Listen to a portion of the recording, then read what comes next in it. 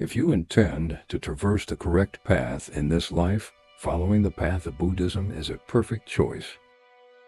You must be fully aware that positive actions lead to pleasure, and negative actions lead to suffering.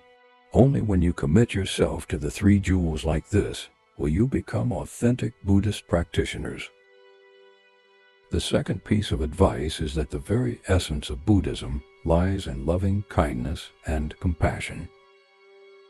It is important that all of you constantly exert every effort to cultivate loving kindness and compassion toward all sentient beings, wishing them to be free from suffering and attain happiness.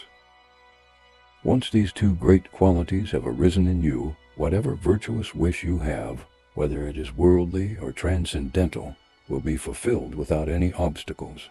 Ultimately, you will attain the omniscient state of Buddhahood.